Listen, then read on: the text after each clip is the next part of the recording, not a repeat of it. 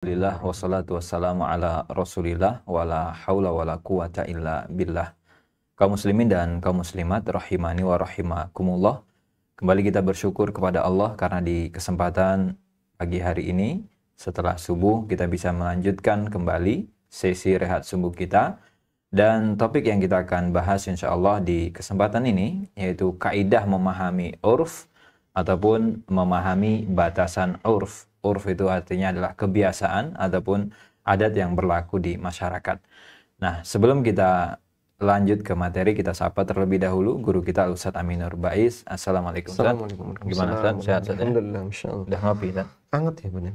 Hangat Ustadz. Alhamdulillah. Kalau Kurang dingin tidur bahaya nanti Ustadz. Kurang tidur nih.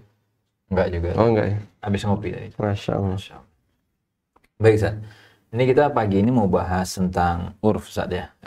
Kebiasaan, dan di pertemuan pekan lalu kalau tidak salah itu kita sampai di titik di kesimpulan di mana yang benar itu yang harus dibiasakan atau gimana? Yang biasa belum tentu benar, tapi yang benar yang harus dibiasakan gitu Ustadz ya. Biasakan melakukan kebenaran, Ah, bukan membenarkan kebiasaan. gitu Ustadz.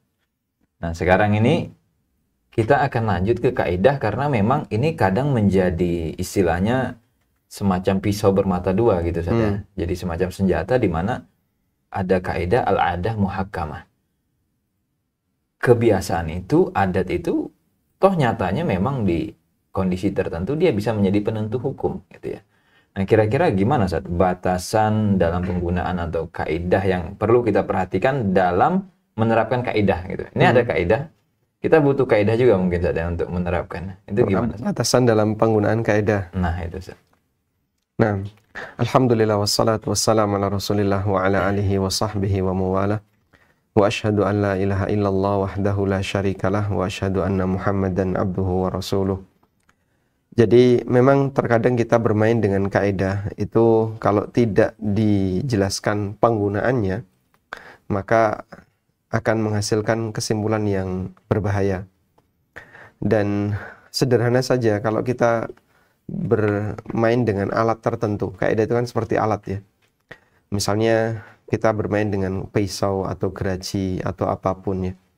Tapi kita tidak mendapatkan keterangan mengenai cara penggunaannya. Maka yang terjadi adalah itu akan membahayakan. Anda membawa palu tapi nggak ngerti fungsi palu itu apa. Ada membawa pasa atau pasa yang dipakai untuk alat serut kayu. Tapi nggak ngerti cara penggunaannya bagaimana. Dan seterusnya. Sehingga ketika seseorang menggunakan hal tertentu, kaidah tertentu, dia harus paham cara penggunaannya.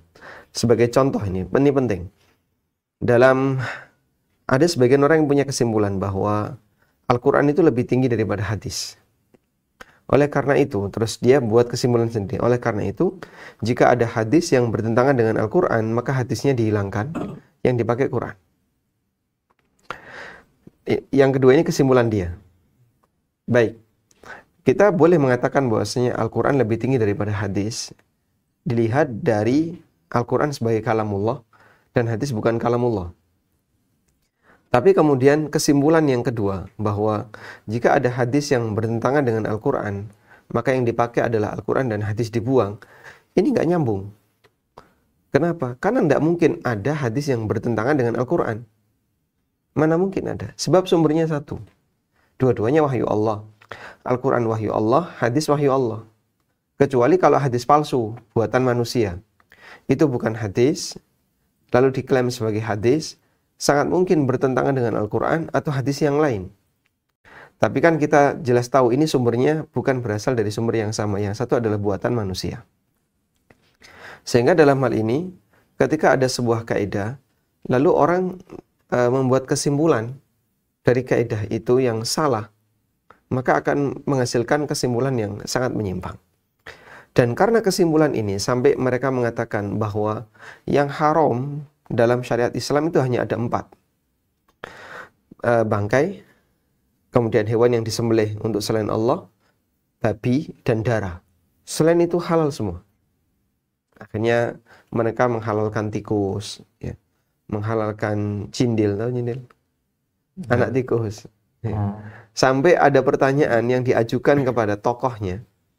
Apa hukum jamu cindil? Jadi cindil itu jadi jamu. Anak tikus itu jadi jamu. Tikus ketika sudah melahirkan anak kan masih merah sekali itu. Itu diambil, dimakan tanpa dikunyah, jadi jamu. Namanya jamu cindil. La haula wala quwata illa billah. Dan mereka kadang diiringi dengan minum khamr. Mereka punya keyakinan ini halal. Kenapa halal? Karena tidak ada dalam Al-Quran. Adanya memang dalam hadis. Sehingga ketika di Quran tidak diharamkan, tapi di hadis diharamkan, bagi mereka hadis nggak berlaku. Dengan mengambil kaidah apa yang ketika bertentangan adalah Al-Quran dan hadis, maka yang dipakai adalah Qurannya dan hadis tidak dipakai. Ini kesimpulan yang salah dan kesimpulan ini sangat berbahaya. Contoh yang lain, Khawarij punya kaidah, wa man lam yahkum bima anzalallahu fa ulaika humul kafirun. Nah, itu dibawa kemana-mana. Itu Khawarij. Terus dibuat kesimpulan, siapa yang tidak berhukum dengan hukum Allah kafir. Apapun alasannya. Akhirnya mengkafirkan banyak orang. Terus dia buat kaidah lagi, siapa yang tidak mengkafirkan orang kafir, maka dia jadi kafir. Akhirnya kaum muslimin yang lain juga dikafirkan. Karena tidak ikut mengkafirkan orang ini. Sehingga misalnya Khawarij mengkafirkan A. Kemudian B, C, D, E sampai Z. Tidak ada yang mengkafirkan A. Oleh Khawarij, B, C, D, E sampai Z dikafirkan semua. Gara-gara dia tidak mengkafirkan A, yang menurut Khawarij A ini kafir. Menurut Khawarij. Nah, itu kesalahan dalam penggunaan kaidah akan berakibat sangat fatal. Sehingga semua ini perlu kita luruskan ya. Dan ahlu sunnah, Masya Allah, mereka adalah kaum ummah wasatan yang Allah puji dalam Al-Quran. Wa kadzalika ja'alnakum ummatan wasatan. Demikianlah aku jadikan kalian sebagai umat wasat, umat pertengahan. Dan makna umat pertengahan adalah dia tidak memberikan sikap ekstrim sehingga mendudukkan perkara itu sesuai dengan porsinya. Baik, termasuk diantaranya kalimat al-adah muhakkamah, bahwa adat itu bisa dijadikan sebagai rujukan hukum. Adat dan budaya bisa dijadikan sebagai rujukan hukum. Seperti apa batasannya? Nah, bagian ini insya Allah yang akan kita bahas.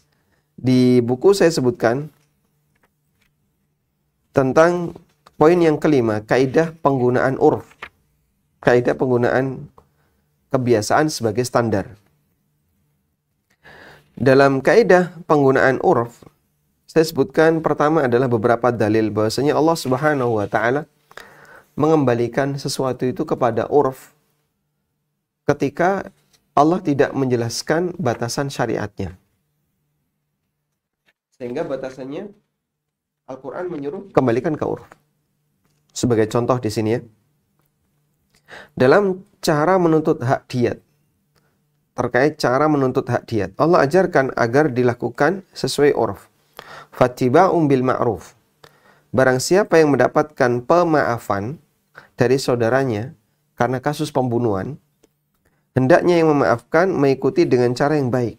Dia nakihnya itu dengan cara yang baik. Bil urf, bil ma'ruf, maksudnya adalah sesuai urf. Ya wajar saja, buat yang normal saja. Contoh yang lain, pergaulan antara suami dengan istri. Allah berfirman, wa'ashiruhunna bil ma'ruf. Pergaulilah istri kalian dengan bil ma'ruf, dengan cara sesuai urf. Sehingga kalau ditanya, nilai nafkah dalam standar syariat berapa? Kembalikan ke urf. Berapa urf? Ya, masing-masing punya kebiasaan yang berbeda-beda. Jakarta dengan yang tinggal di daerah akan berbeda. Yang tinggal di Saudi misalnya, atau di Malaysia, atau di Singapura akan berbeda dengan yang tinggal di Indonesia. Dan mengembalikan ke uruf artinya kembalikan kepada standar yang wajar yang diakui oleh masyarakat. Dan masih banyak lagi ya. Sehingga di sini menunjukkan bahwasanya Islam menggunakan uruf sebagai batasan untuk yang tidak ditetapkan.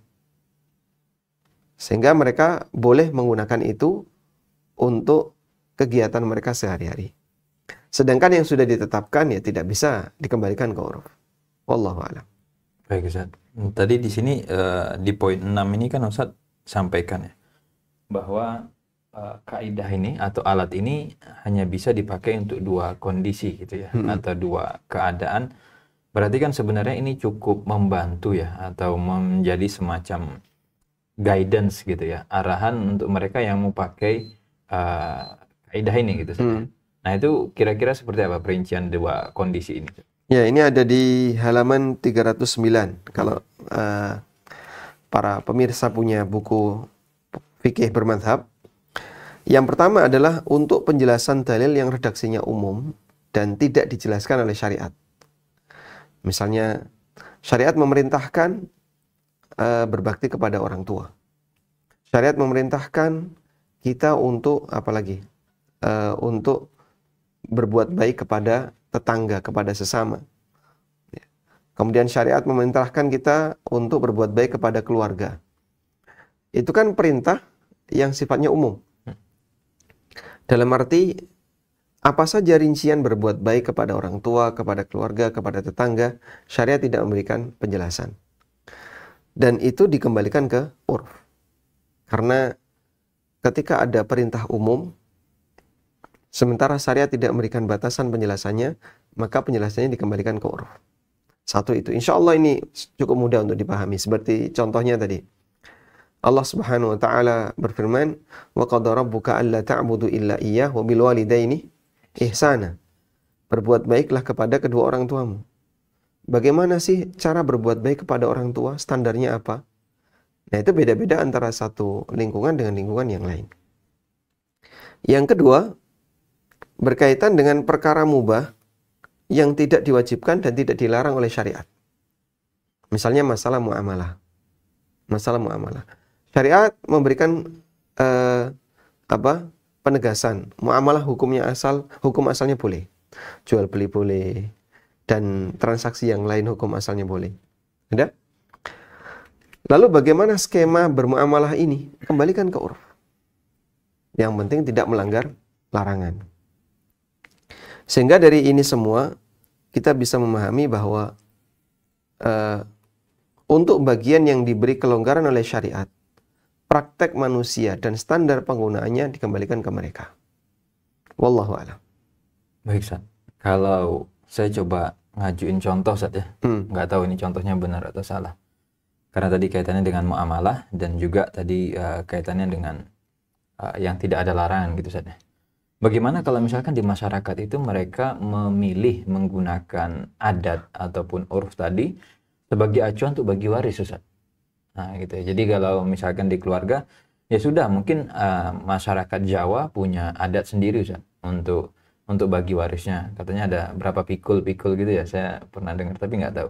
Lalu kemudian nanti di masyarakat lain dia punya adat untuk waris, ya kita punya ini gitu, standar sendiri gitu. Kalau seperti itu kira-kira memenuhi dua kondisi ini enggak, Ustaz? Ya, ini justru malah pelanggaran. Karena warisan itu telah diatur oleh syariat. Jadi para ulama mengatakan ada 3 hal dalam pembagian harta di mana manusia tidak diberi ruang untuk turut ikut campur di sana. Pertama, pembagian zakat. Yang kedua, pembagian ghanimah. Yang ketiga, pembagian waris. Sehingga ketika dilakukan pembagian waris, kalau itu sudah diatur oleh Al-Quran maupun hadis, ikuti saja aturan yang ada. Kalau kemudian dia tetap mau membuat cara pembagian sendiri, baik berdasarkan budaya maupun pemahaman maupun kesepakatan, ya seperti ini tidak boleh, karena sudah ada aturannya. Kita bicara sebagai seorang muslim ya. Anda sebagai seorang muslim, Allah sudah memberikan aturan, maka ikuti aturan yang ada.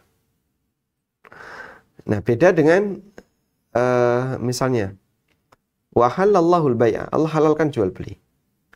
Terus cara jual beli gimana? Terserah kamu. Karena Quran tidak memberikan panduan cara jual beli.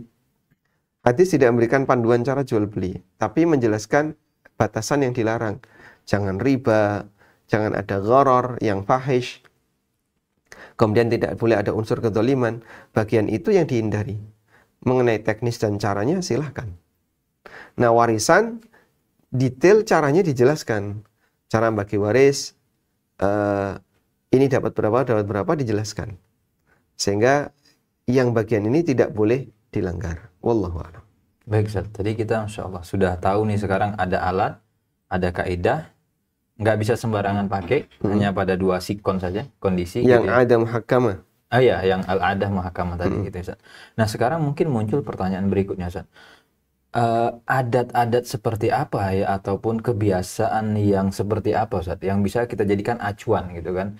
Dia kan tadi al-adahnya muhakkamah, penentu hukum gitu Ustaz ya. Nah apakah semua adat atau ternyata adatnya ini juga, oh enggak, ada adat itu yang memang dia bisa jadi standar, ada yang enggak. Itu ada ininya enggak Ustaz? Baik, di sini saya sebutkan di syarat urf yang diakui sebagai standar.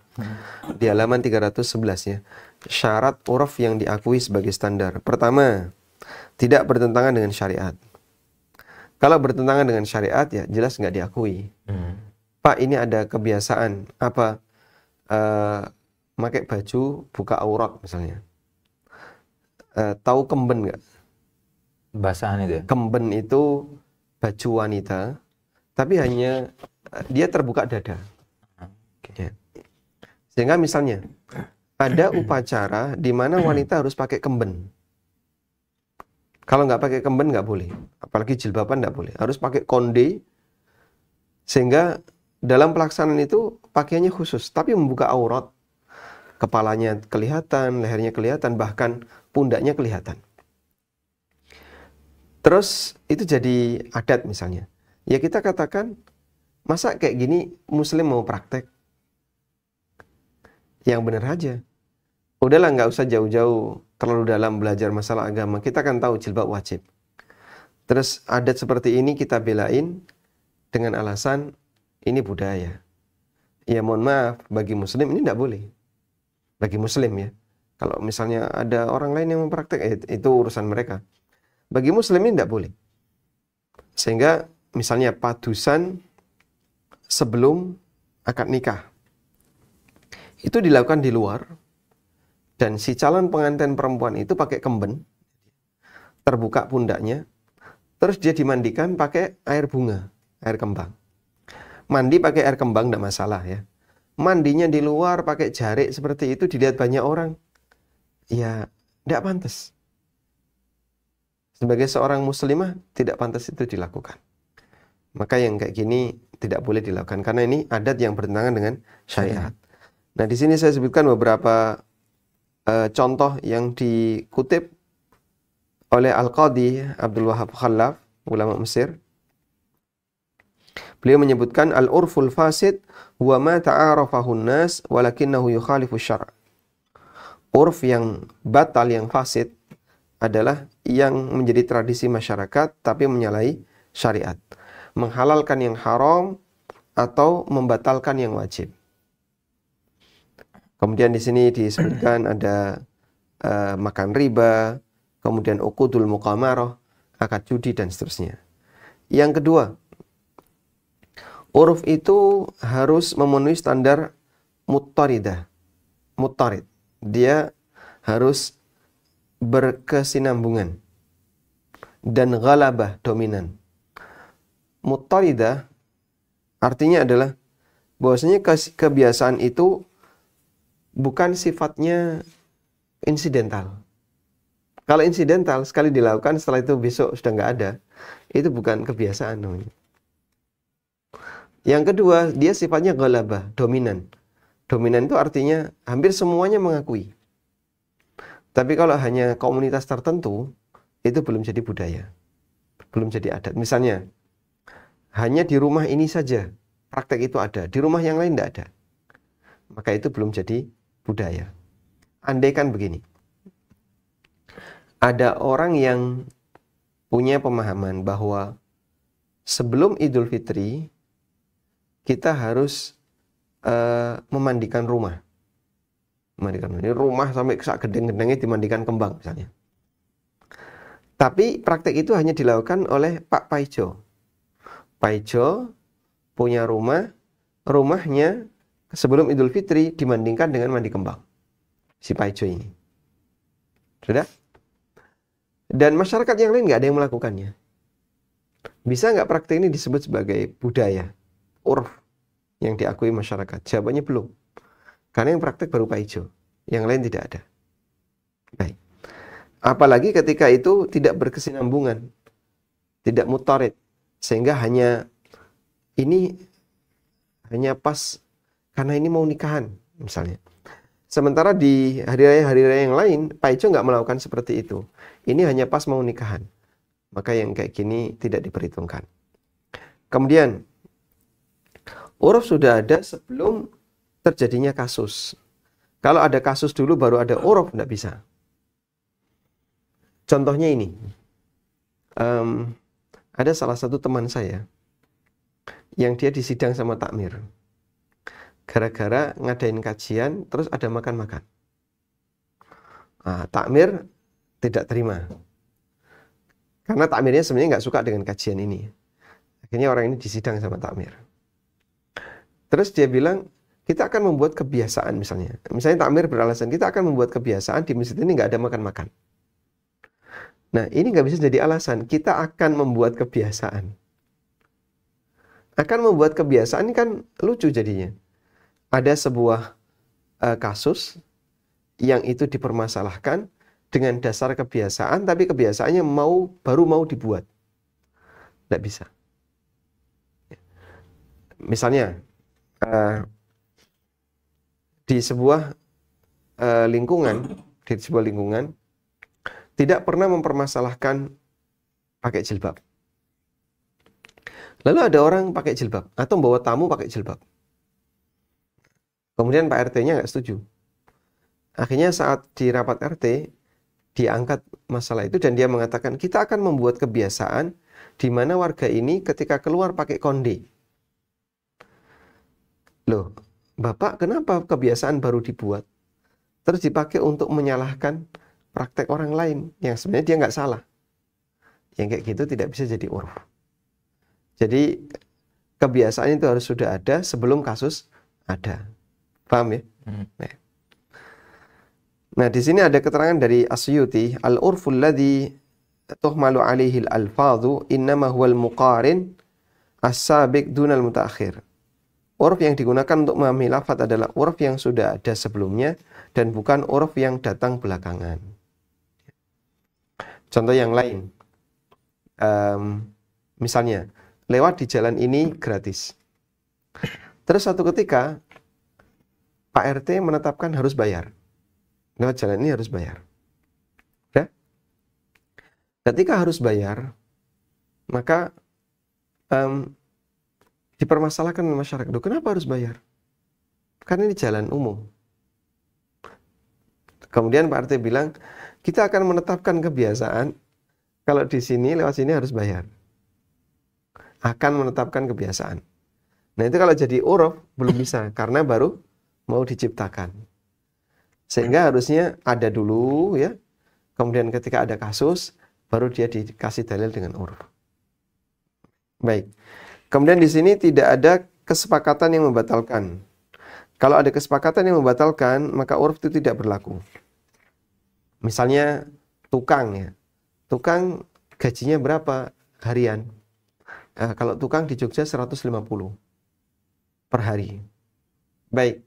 Saya tukang, tapi saya mau tukang, tapi saya hanya bisa gaji 135. Nah, itu harus ada kesepakatan. Karena ini menyalahi uruf. Umumnya di sini 150. Tapi kita buat kesepakatan baru. Saya hanya baru bisa bayar 135. Dan Anda nanti kerjanya sampai sekian. Dikurangi jadi jam kerjanya. Kok tukangnya bersedia? Lanjut. Contoh yang lain kayak gini. Boleh nggak sih gaji karyawan di bawah UMR? Itu kan menyalahi uruf. Jawabannya boleh jika ada kesepakatan. Wallahu a'lam. Baik, insyaallah. Berarti ini kalau boleh kita simpulkan Ustaz ya. Tapi ini agak kebalik mungkin ya. Berarti yang pertama adatnya itu harus ada dulu. Kemudian dia itu dominan ataupun ya diakui oleh kebanyakan. Dan yang ketiga, dia tidak ada kesepakatan yang batalkan. Dan yang keempat, dia nggak boleh melanggar syariat gitu ya. Sehingga kalau mungkin ada adat lalu memang kebiasaan dipraktekkan, tapi ternyata yang keempat bermasalah dengan syariat, nggak bisa kita pakai gitu saja. Betul. Baik. Mungkin kita masuk ke diskusi Ustaz? Atau mau ditambah yang ke-8? Boleh? Kita selesaikan yang terakhir ya. Baik. Ya. Nah ini juga menarik Ustaz ya, karena kalau kita bicara adat tadi, kebiasaan itu kan istilahnya dia dinamis gitu Ustaz ya. Jadi artinya kalau dia dijadikan sebagai acuan, ada kemungkinan kita akan berubah-berubah ngikutin ini. Nah itu gimana kaidahnya? Ya, kalau adat tuh dinamis betul ya. Tapi aturan penggunaan adat tidak dinamis. Tidak berubah. Aturan penggunaan adat ya seperti ini. Meskipun bisa jadi adatnya dinamis. Sehingga seperti tadi, 4 syarat tadi tidak boleh lepas. Nggak bisa kemudian tidak diberlakukan salah satu. Karena masalah dinamisasi adat yang tidak berlaku. Adatnya dinamis, aturannya tidak dinamis. Sebab hukum itu sudah final ya. Saya juga heran kadang orang mengatakan aturan menyesuaikan budaya. Ini apa nggak kebalik? Apa fungsi aturan kalau aturan menyesuaikan budaya? Ada mending aturan disingkirkan aja yang sudah ada budaya. Apa fungsi aturan? Aturan harus menyesuaikan budaya. Sehingga aturan bisa berubah-berubah tergantung budaya. Aneh orang ini. Kalau aturan menyesuaikan budaya, berarti kan aturan nggak perlu ada. Sebab gini, aturan menyesuaikan budaya kan berarti aturan harus taat kepada budaya. Dia di bawah payung budaya, di bawahnya. Saat aturan bilang A, budaya bilang B, aturan dihilangin. Sudah? Nanti aturan bilang C, budaya bilang C, selaras ya. Lanjut. Kalau gini kan aturan dibuang saja. Semuanya sudah ada di budaya. Dan jika seperti ini, maka mereka sama dengan menyatakan secara isyarat ya, bahwa manusia nggak butuh nabi. Sebab nabi datang itu dengan membawa aturan. Membawa wahyu, isinya aturan. Kalau kemudian aturan nabi ini harus menyesuaikan budaya, sehingga kalau selaras dipakai, misalnya budaya bilang A, aturan bilang A, pakai nih selaras. Budaya bilang B, aturan bilang C, oh nggak dipakai ini aturan. Andai kan seperti ini, berarti kan cukup budaya saja. Nabi nggak perlu ada. Dan itu jadinya akan membuat hidup ini jadi semuanya serba nggak selaras. Baik. Ada kaidah la yungkaru taghayyurul ahkam bi taghayyuril azman. Tidak diingkari adanya perubahan hukum disebabkan perubahan waktu. Kaidah ini benar adanya, tapi penggunaannya disesuaikan. Coba kita lihat di sini. Saya kutipkan keterangan Dr. Muhammad Siddiqi Al-Burnu. Beliau dari Gaza kalau nggak salah, dari Palestina. Tapi beliau ngajar di Riyadh. Ya. Ittafaqat kalimatul fuqaha'i ala anna al-ahkam allati tatabaddalu bitadabbuli az-zaman wa akhlaqin nas innama hiya al-ahkam al-ijtihadiyah faqat. Ulama sepakat bahwa hukum yang bisa berubah karena perubahan waktu dan tradisi manusia hanya berlaku untuk hukum ijtihadiyah saja, yang dibangun di atas prinsip maslahat atau qiyas atau urf atau kebiasaan. Karena itu untuk hukum yang nasiyah, al-ahkam nasiyah, hukum yang ditetapkan berdasarkan nas, thabitatun, ini tidak berubah. La tuqbalut taghyir, tidak menerima perubahan dan tidak masuk dalam kaidah ini. Nah, di sini saya kasih contoh misalnya. Allah mewajibkan suami ngasih nafkah ke istri sesuai dengan standar normal. Hukum ini tidak akan berubah. Kewajiban memberi nafkah itu tidak akan berubah. Sehingga nggak ada ceritanya. Tapi Pak, sekarang para wanita itu bekerja. Maka hukumnya berubah. Suami tidak wajib memberi nafkah istri karena para istri sudah bekerja. Itu ngawur kayak gini.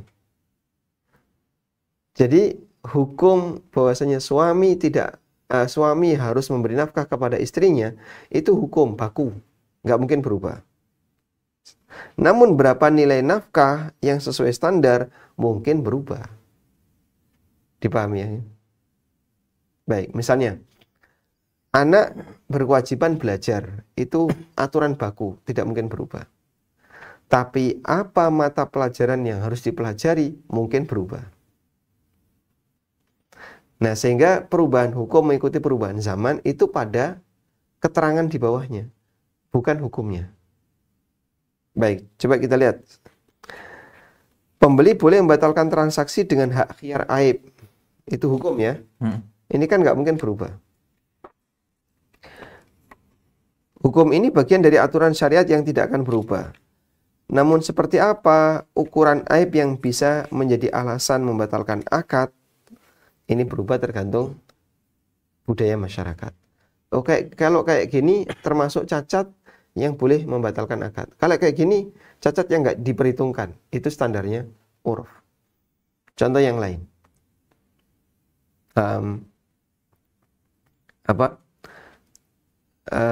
riba itu haram. Itu nggak mungkin berubah. Riba haram itu nggak mungkin berubah. Sudah? Tapi bagaimana praktek riba di masyarakat di zaman jahiliyah dengan zaman sekarang mungkin akan berbeda. Sehingga kita menghukumi praktek ini riba karena ada unsur riba di sana. Meskipun dulu ketika itu dipraktekkan tidak ada ribanya. Misalnya arisan uang ya. Dulu arisan uang banyak digunakan oleh masyarakat, banyak dipraktekkan oleh masyarakat. Tapi nggak ada ribanya. Belakangan arisan uang ada ribanya. Misalnya harus ngasih makan bagi siapa yang dapat. Maka arisan bisa kita hukumi berbeda gara-gara ada perubahan tradisi di masyarakat. Tapi ribanya haram tetap. Dipahami ya? Sehingga untuk hukum tidak mungkin berubah. Khamr itu haram. Terus minuman apa saja yang masuk khamr mungkin akan berkembang terus. Orang melakukan eksperimen, jadilah khamr baru. Kadang apa-apa dicampur jadi oplosan ya. Misalnya anggur dicampur dengan pertalite, nanti pertama campur.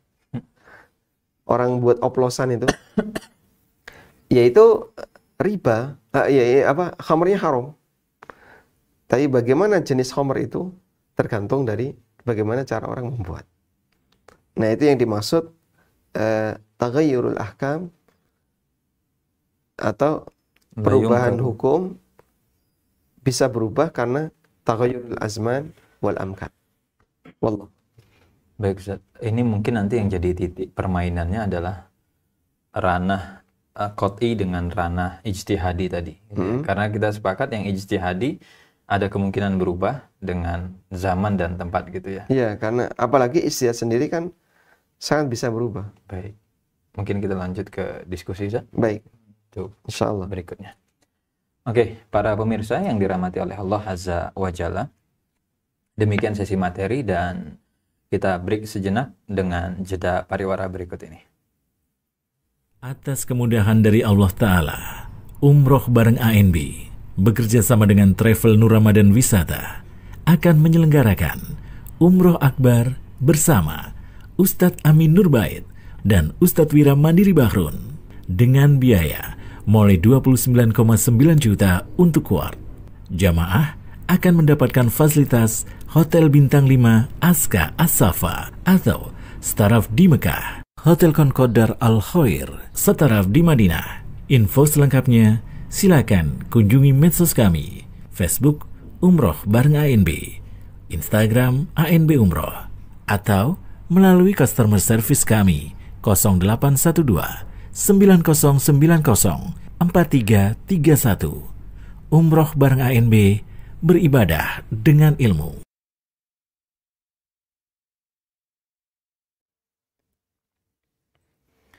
Para pemirsa yang dirahmati oleh Allah Azza wa Jalla, kita lanjut ke sesi diskusi dan tanya jawab. Kami undang yang ingin bergabung bisa melalui layanan telepon di 081 22 444 3344 atau mengirimkan pertanyaan via chat di 081 221 567 890. Baik, kita akan coba bacakan pertanyaan yang sudah masuk terlebih dahulu. Assalamualaikum Ustadz, izin bertanya Ustadz. Di daerah kami ada warisan tanah turun-temurun yang tidak boleh dijual, tapi langsung diturunkan ke anak perempuan. Bagaimana kita menyikapinya Ustadz? Iya, memang terkadang dalam pembagian warisan ada yang dia menganut budaya. Contohnya seperti tadi ya. sehingga anak laki-laki malah nggak dikasih, anak perempuan yang dikasih. Bagi masyarakat yang lain, mungkin ini akan disebut, ya tidak bisa demikian, kan semuanya anak. Dan bahkan yang laki-laki harus menanggung nafkah untuk keluarganya, untuk istrinya, anak-anaknya, dan seterusnya. Terus bagaimana menyikapi ini? Ini budaya yang sudah ada. Kita sebut ini budaya yang sudah ada. Kalau Anda bertanya, apakah dalam Islam seperti itu memungkinkan untuk dilakukan? Maka kami bisa jawab begini, bahwa dalam Islam itu ada wakaf yang disebut dengan wakaf dzurri. Wakaf dzurri adalah orang mewakafkan objek yang dia miliki, baik properti maupun apapun, kepada anak keturunannya. Nah, anak keturunan yang diberi wakaf dzurri ini bisa semuanya, bisa juga perempuan saja. Nanti objek ini tidak boleh dijual. Dan objek ini akan dimanfaatkan oleh semua yang menjadi sasaran wakaf. Contohnya, Zubair bin Awam radhiyallahu anhu itu pernah mewakafkan rumah li banatihil mardudah, untuk menampung putri-putri beliau yang mardudah. Mardudah itu istilah untuk menyebut semua wanita yang tidak bersuami, janda, baik karena suaminya menceraikan atau karena meninggal. Sehingga saat suaminya meninggal, dia tidak lagi tinggal di rumah suami itu, karena dia jatahnya hanya 1/8. Dia keluar. Terus kemana? Kan balik ke orang tuanya. Kalau Zubair bin Awam masih ada, mungkin bisa menampung putrinya. Tapi kalau tidak ada, akhirnya beliau sediakan satu rumah khusus. Ini untuk putri-putri yang marduda, yang dicerai suaminya, yang suaminya meninggal. Ketika pulang, silahkan menempati rumah ini. Nah, itu contoh wakaf dzurri. Dan rumah itu nanti tidak boleh diperjualbelikan. Turun-temurun terus seperti itu akan menjadi hak milik sesuai sasaran wakaf. Ya. Kemudian jika nanti setelah turun-temurun itu ganti generasi, maka yang melanjutkan generasi berikutnya. Contohnya kalau di Jawa ada namanya rumah tabun. Rumah tabun itu rumah peninggalan orang tua, dan biasanya dipesani jangan dijual. Boleh. Terus turun-temurun gimana? Nanti anaknya yang akan ngelola. Semua anak boleh memanfaatkan, tapi tidak boleh dijual. Nah, itu bisa digunakan wakaf dzurri. Sehingga sebenarnya kalau Anda bertanya, mungkin nggak sih metode seperti tadi itu dilakukan dalam Islam? Mungkin dengan melakukan wakaf dzurri. Orang tua mewakafkan lahan ini untuk seluruh anak perempuan saya dan keturunan yang perempuannya. Turun-temurun jangan dijual. Itu namanya wakaf dzurri. Bisa. Terus nanti hanya mereka yang perempuan yang memanfaatkan. Wallahu a'lam. Baik, Ustaz. Masya Allah. Berarti tidak bertentangan sebenarnya secara prinsip. Ada wakaf dzurri itu. Jadi dia tidak masuk dalam kajian warisan, tapi dimasukkan dalam kajian wakaf. Kalau warisan kayak gitu tidak boleh. Tapi kalau wakaf disebut dengan wakaf dzurri. Nah. Baik, Ustaz. Kita lanjut, Ustaz, ke pertanyaan berikutnya. Assalamualaikum, Ustaz. Semoga Ustaz, tim ANB, kru beserta kaum muslimin selalu dijaga oleh Allah Subhanahu wa Ta'ala. Izin bertanya, Ustaz, bagaimana dengan budaya sungkeman di hari Lebaran? Jazakumullahu khairan. Masya Allah. Barakallahu fikum. Jadi mencium orang yang lebih senior, mencium tangannya atau keningnya, kita kan punya tradisi yang berbeda ya. Kalau orang Arab, penghormatan itu dengan cara mencium kening. Kalau orang Indonesia, orang Timur, penghormatan itu dilakukan dengan cara mencium tangan. Sehingga di sana, kalau ada masyayikh ngisi, lalu Anda ingin memberikan penghormatan kepadanya, kepada syekh ini, Anda mendekat ke beliau terus minta izin mencium keningnya. Itu di sana. Kalau di Indonesia kan tidak, tangannya yang dicium. Nah, mencium tangan, mencium kening karena alasan kebaktian, hukumnya boleh. Yang nggak boleh satu, mencium tangan karena alasan harta. Ini orang kaya, tak hormati, kemudian saya cium tangannya, itu tidak boleh. Tapi kalau karena alasan agama, boleh. Kalau karena alasan beliau adalah orang tua kita atau orang yang lebih senior dari sisi dalam keluarga, misalnya Pak D, Pak Le, Bude, Bule, dan seterusnya. Itu kan senior-senior kita. Apalagi kakek, nenek, dan seterusnya. Yang seperti itu boleh untuk dicium tangannya. Sudah? Nah, sungkeman itu prinsipnya cium tangan. Nah, cuman di sini dikasih batasan. Tidak boleh ada rukuk. Dalam sungkeman tidak boleh ada rukuk. Makanya tangannya jangan ditaruh bawah ya, yang dicium. Naikkan ke atas. Kalau memang beliau pengen dicium tangannya. Sehingga tangannya dinaikkan ke atas dan silahkan cium tangannya dalam posisi tidak rukuk. Karena rukuk seperti ini dalam Islam tidak boleh. Dan niatnya adalah penghormatan kepada orang itu dengan rukuk, ini tidak boleh. Seharusnya ya jangan sampai rukuk. Nunduk sedikit tapi nggak sampai rukuk. Karena dia mau mencium tangan, insya Allah tidak apa-apa. Wallahu a'lam. Kalau sejajar gini boleh saja? Atau pas sama-sama berdiri? Iya, di beberapa daerah kalau sungkem itu sejajar. Jadi seperti ini. Ini. Ya, coba. Itu enggak rukuk berarti? Enggak. Oke. Yang rukuk kalau dia di bawah? Yang rukuk satunya berdiri, satunya membungkuk rukuk. Wallahu a'lam. Baik, Ustaz. Kita lanjut, Ustaz, ke pertanyaan berikutnya. Assalamualaikum, Ustaz. Izin bertanya, untuk wanita apakah tetap termasuk syar'i jika memakai jilbab tidak terlalu lebar tapi menutup dada?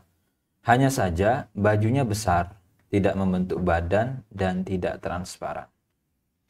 Waalaikumsalam warahmatullahi wabarakatuh. Memang perintah Allah Subhanahu wa taala untuk menjulurkan jilbab mereka. Wal yudnina min jalabibihinna ala juyubihinna. Mereka hendaklah menjulurkan jilbabnya ke juyub. Jaib itu daerah sekitar kalung itu jaib. Sehingga diperintahkan untuk menutupi dada.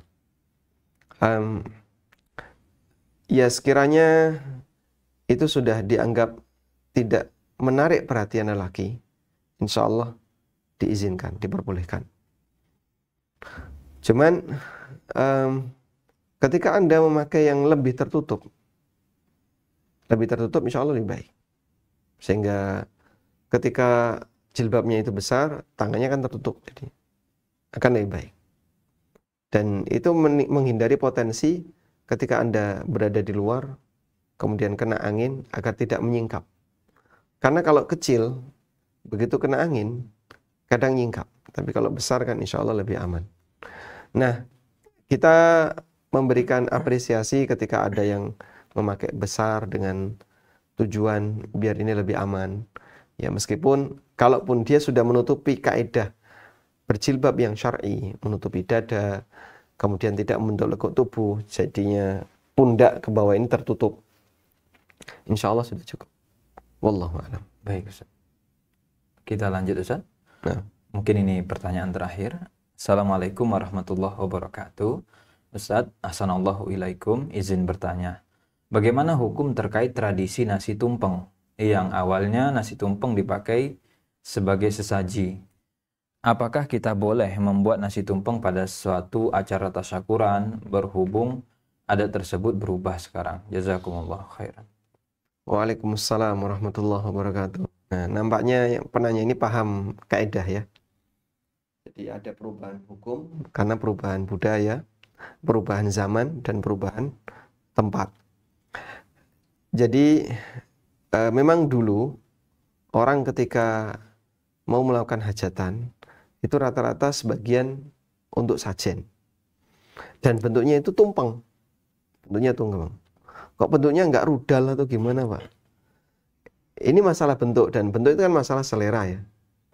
Yang paling gampang, bentuknya dibuat tumpeng yang paling gampang. Ya. Karena kalau bentuknya bintang atau bentuknya apa lagi? Segi lima itu buat apa?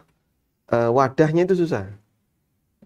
Kalau tumpeng kan sobluk, tutup sobluk itu dikasih nasi rapet, tinggal dibalik jadi tumpeng. Kalau segi 5 lebih repot lagi. Jadi tumpeng dan seterusnya itu masalah bentuk. Dan apakah menggunakan bentuk tumpeng itu masuk tasyabbuh terhadap praktek dulu ketika orang sajen dengan bentuk tumpeng? Jawabannya tidak. Kenapa tidak tasyabbuh? Karena kebiasaan ini sudah merata di masyarakat. Nah ini betul ya. Jadi tasyabbuh itu haram. Tasyabbuh dengan orang yang non-muslim itu haram. Dan itu hukum yang tidak berubah. Tapi bagaimana standar tasyabbuh mungkin berubah. Ketika ada sebuah pakaian yang dia sudah bukan lagi ciri khas non-muslim, maka dipakai muslim bukan tasyabbuh. Sebagai contoh ya. Zunar, tahu zunar? Sabuk. Ciri sabuk itu orang Nasrani dulu. Makanya Imam Syafi'i rahimahullah ketika ditanya oleh muridnya pada waktu beliau menyampaikan hadis, apakah Imam Syafi'i akan mempraktikkan hadis ini? Lalu beliau balik bertanya kepada si penanya tadi, menurut kamu apakah saya pakai zunar? Kamu lihat saya pakai zunar nggak? Iya, beliau bukan Nasrani. Kalau saya bukan Nasrani, artinya saya seorang Muslim, saya harus mengamalkan hadis ini. Kok masih ditanya? Begitu ya.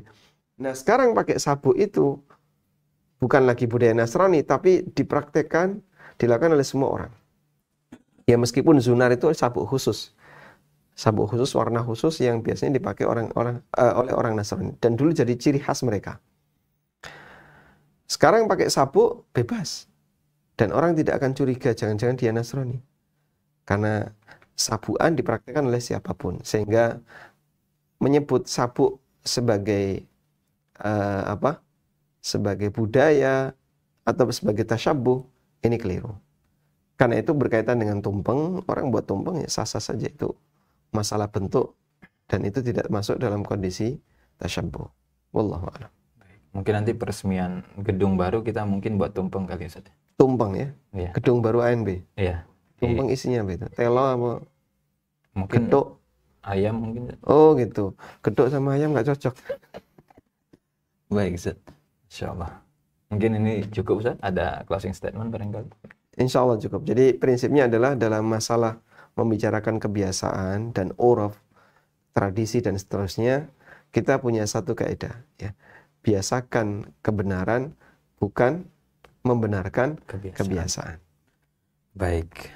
Demikian para pemirsa yang dirahmati oleh Allah Azza wa Jalla, sesi rehat subuh kita pada kesempatan pagi ini mudah-mudahan bermanfaat, dan besok ada, Ustaz?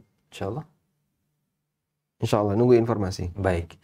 Dan kita akan lanjut nanti di sesi berikutnya untuk rehat subuh. Kami mewakili kru dan tim yang bertugas mohon izin undur diri, dan kita akhiri dengan doa kafaratul majelis. Subhanakallahumma wa bihamdika, asyhadu alla ilaha illa anta, astaghfiruka wa atubu ilaik. Assalamualaikum warahmatullahi wabarakatuh.